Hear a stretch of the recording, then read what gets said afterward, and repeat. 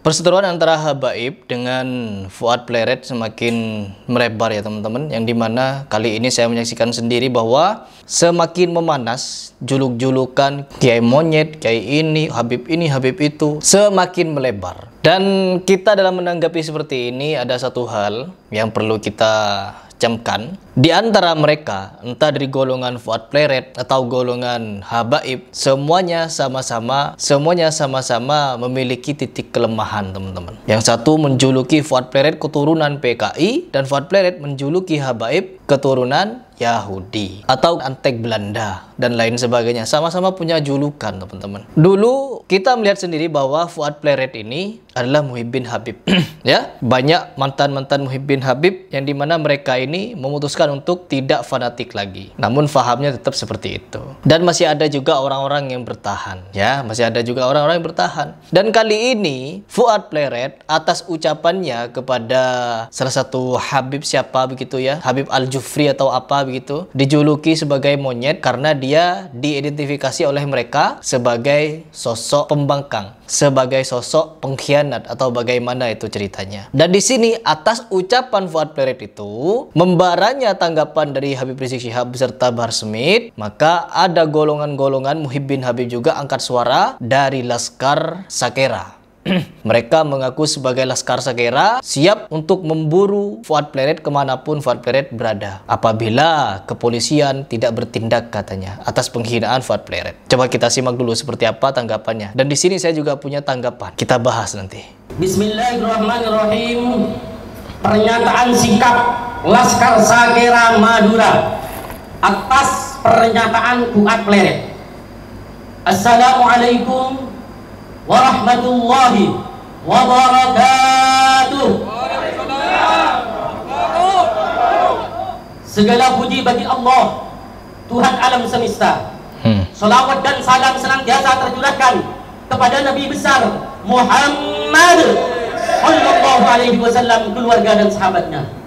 Selanjutnya, terkait adanya pernyataan Fuad Pleret yang mengandung ujaran kebencian dan penghinaan terhadap Al-Habib Idrus bin Salim Al-Jufri selaku pendiri Al-Khairat atau yang dikenal dengan sebutan guru tua dengan kalimat pengkhianat dan monyet, maka kami Laskar Sakera Madura, golongan Muhibbin, para habaib dan ulama menyampaikan sikap sebagai berikut. Padahal teman-teman, orang di Madura yang mengaku Muhibbin tuh ada, dan yang mengaku bukan Muhibbin dan melawan nasab Alawi juga banyak. Jadi sekarang sudah terlihat jelas ya teman-teman, bahwa meskipun ada golongan-golongan yang terlihat banyak di media seperti ini, di luar sana yang juga bukan Muhibbin Habib malah menentang doktrin-doktrin Habib itu juga banyak. Kenapa ada penentangan-penentangan seperti ini? Karena adanya doktrin-doktrin kepada umat. Jadi kalau kita menyaksikan seperti ini ya, di luar golongan ini juga ada. Sebentar lagi juga akan ada orang yang mengumumkan sama seperti ini. Dari kelompok pembela Fuad Pleret pasti akan ada. Kita dengarkan dulu apa poin-poinnya. Mengutuk keras pernyataan Fuad Pleret tersebut karena bukan hanya menghina seorang tokoh agama dan bangsa, akan tetapi juga dapat memicu kebencian dan perpecahan di tengah masyarakat, serta menuntut kepada yang bersangkutan agar bertanggung jawab atas pernyataannya. Betul. 2. Demi terciptanya situasi kondusif, kami meminta kepada Kepolisian Republik Indonesia atau TNI untuk segera menangkap dan memproses Fuad Pleret sesuai hukum yang berlaku karena secara nyata telah melanggar undang-undang ITE. Betul. 3. Jika pihak berwenang tidak segera memproses hukum, jika pihak berwenang, sekali lagi, jika pihak berwenang tidak segera memproses hukum pada Fuad Pleret secara serius atau menunda-nunda, apalagi diabaikan begitu saja, kami yakin akan terjadinya hal-hal yang tidak diinginkan bersama, dan kami tidak bertanggung jawab kalau itu terjadi. Betul. Ya, kalian sampai memberikan ancaman seperti itu kepada Fuad Pleret. Ingat, saya bukan pembela Fuad Pleret. Saya bukan berada di pihak Ba'alawi juga. Namun, kalau kalian merasa sebagai Muslim dan merasa juga sebagai umat Nabi Muhammad SAW, perhatikan dari golongan Habib yang kalian ikuti. Banyak juga di antara mereka yang menghinakan Nabi Muhammad SAW, menghinakan para kiai, menghinakan bangsa kita, ya, dengan berkedok candaan, berkedok guyonan, tapi arahnya untuk merendahkan. Salah satunya, kami ini hidung mancung, kulit putih, dan lain sebagainya. Sedangkan kalian pribumi seperti celengan semar katanya, tablok dan lain sebagainya. Penghinaan kepada ras. Dan yang kedua, penghinaan kepada kiai. Satu Habib yang bahlul lebih mulia daripada 70 kiai yang alim. Bahkan telapak kaki Habib yang kotor, nginjak kotoran, jauh lebih mulia daripada kepala kiai yang bersorban. Penghinaan terhadap titel kiai. Kenapa kalian diam?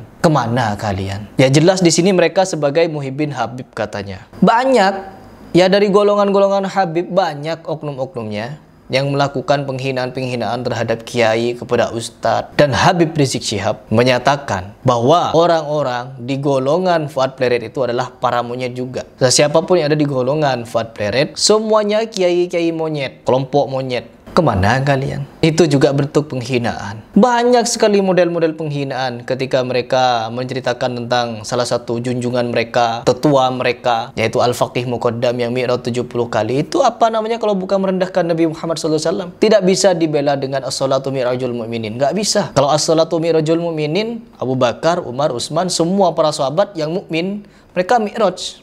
Bukan cuma pernah, tapi mi'raj setiap hari. Keempat Imam Mazhab, mereka mi'raj setiap hari kalau begitu, kan mereka mukmin. Kenapa cuma diceritakan kepada Al-Faqih Muqaddam pernah mi'raj 70 kali? Digaris bawahi kalimat pernah.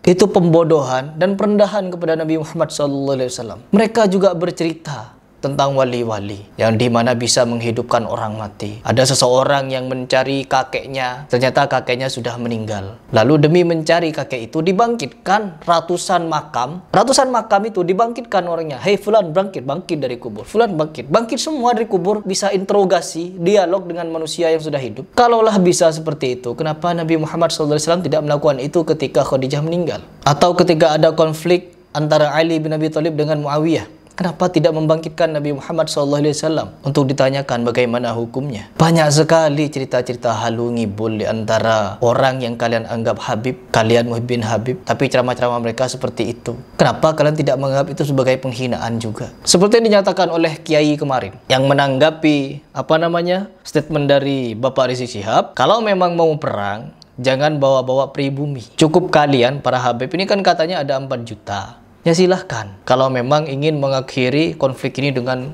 perang, ya silahkan. Tapi apa? Setelah ditanggapi seperti ini, kira-kira kedepannya akan ada tanggapan apa lagi dari Al-Habib Rizik Syihab? Atau dia akan diam saja, biarkan orang-orang seperti ini yang bicara dengan narasi-narasi begini begitu? Coba kita lanjut dulu sebelum penutupan. Demikian pernyataan ini kami sampaikan. Semoga mendapatkan respon yang positif. Wassalamualaikum warahmatullahi wabarakatuh. Madura 4 Syawal 1446 Hijriah garing 3 April 2025 Masehi, tertanda Laskar Sakera Madura, golongan muhibbin habaib dan ulama. Takbir! Takbir! Takbir! Sallu ala Nabi. Ya, benar-benar nurun. Apa namanya itu? Pembawaan dari Habib Rizik Syihab turun kepada mereka. Saya pernah berada di posisi mereka ini, teman-teman. Taklid buta kepada Habib Rizik Syihab, taklid kepada para habaib. Apapun yang mereka katakan, fatwakan, kita ikuti. Kita satu komando. Jadi dulu slogan kita itu satu komando kepada Al-Habib Rizik Syihab. Namun semakin kesini, ada juga orang yang mulai sadar, faham, dan berpikir. Tapi jangan salah paham, saya tetap di sini bukan membela Fuad Pleret. No, saya malah bertentangan juga dengan dia. Namun di bagian ini, yang memiliki konflik, yang memiliki permasalahan, yaitu antara orang-orangnya Kiai Imaduddin dengan para habaib. Dan terlepas ucapan monyet yang disampaikan oleh Gus Fuad Pleret dan dijawab monyet juga oleh Habib Rizik Syihab, di sini sudah sama-sama saling menghina ya. Dan yang menghina terlebih dahulu kita tahu siapa pelakunya, yaitu dari golongan habaib juga. Sebelum ada pergejolakan seperti ini, para habaib sudah berbondong-bondong oknum-oknumnya menghina para kiai, menghina para ustadz. Bahkan kata Prof. Menachem Ali, ada seorang kiai yang istrinya diminta oleh habaib untuk dinikahi. Dengan iming-iming apa? Mantan istrimu nanti akan melahirkan benih dari Nabi Muhammad SAW. Lagi-lagi menjual nama Nabi Muhammad SAW. Istrimu akan begini, akan begitu, dan kamu akan mendapatkan ini. Pokoknya banyak sekali rayuan-rayuan gombal agar si kiai menceraikan istrinya, lalu dinikahi oleh si habib. Sampai di titik itu, ya, kegilaannya. Dan hal ini bukan cuma satu-satunya kasus, masih banyak. Sebelum ada orang-orang yang berafiliasi untuk membongkar nasab para habaib yang terputus selama 500 tahun itu, sebelumnya orang-orang masih banyak yang taklid. Sampai akhirnya pada tahun 2019 lalu, yang diawali tahun 2017, Pilgub, pilihan gubernur DKI, itu kan pecah itu, ya. Pecah. Ada yang membela ini, membela itu, dan lain sebagainya. Sampai akhirnya 2019 final perangnya. Sampai saya ikut di situ, demo-demoan Sontoloyo saya ikut. Disitulah saya baru menyadari sesuatu. Yang hal ini bukanlah bagian dari Islam. Bukan. Dan asal kalian tahu juga, ketika sanggah-sanggahan seperti ini, nanti beberapa hari ke depan akan ada juga video balasan untuk menjawab tantangan seperti ini, untuk melindungi Fuad Pleret dan lain sebagainya. Ya, kita lihat saja. Kalau menurut kalian bagaimana? Silakan komentar di bawah. Kalau saya pribadi tidak berpihak ke manapun, apalagi kepada orang-orang sufi seperti ini, tidak. Saya muslim, ya. Saya muslim.